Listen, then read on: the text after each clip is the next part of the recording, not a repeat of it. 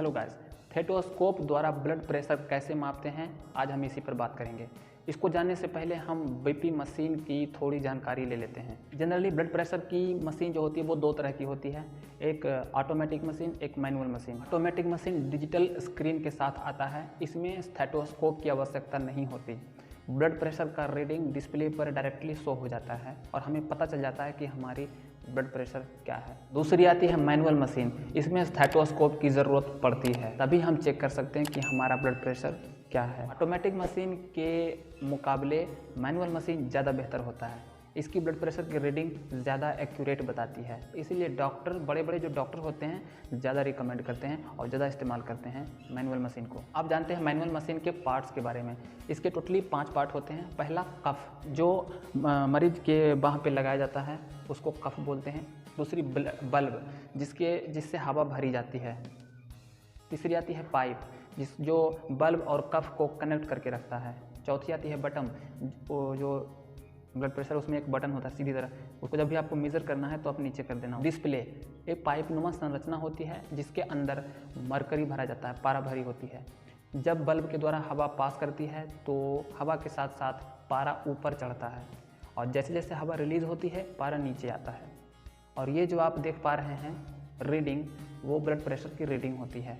तो ये थी मैनुअल मशीन का इंट्रोडक्शन। अब समझते हैं इसे हम किसी पेशेंट को जब चेक करेंगे तो क्या क्या करना होता है। जब मरीज डॉक्टर के पास आता है तो उसको एक टेबल पे बिठाया जाता है और उसके हाथ को टेबल पे इस तरह से रखा जाता है। याद रहे, ये जो हाथ है वो सीने के लेवल में होना चाहिए, ठीक है।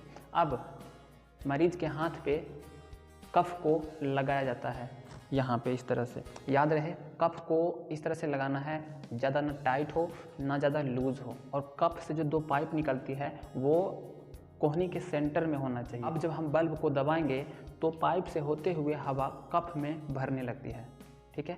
और हवा भरते भरते कफ फूल जाता है। जब कफ हवा से भर जाती है तो ब्लड का सर्कुलेशन रुक जाता है, हमारी नसें बंद हो जाती है। जैसे ही कफ में हवा भर जाती है तो हवा के साथ साथ डिस्प्ले पर जो पारा है वो ऊपर की तरफ चढ़ने लगता है, 70, 80, 90, 120। और इसे तब तक हवा भरनी होती है जब तक 180 के रीडिंग तक पारा पहुंच ना जाए।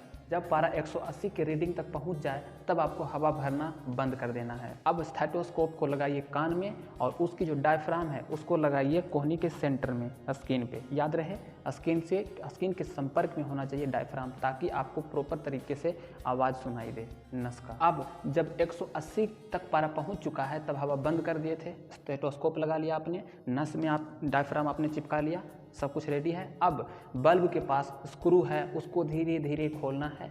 जैसे ही आप स्क्रू को खोलोगे हवा रिलीज होना शुरू हो जाएगा, तो बल्ब के सहारे हवा बाहर निकलेगी और पारा भी धीरे धीरे नीचे आएगा। एक स्थिति ऐसी आएगी जहाँ पे आपको स्टेथोस्कोप में धड़कन सुनाई देगी, धक धक धक बीट सुनाई देगा।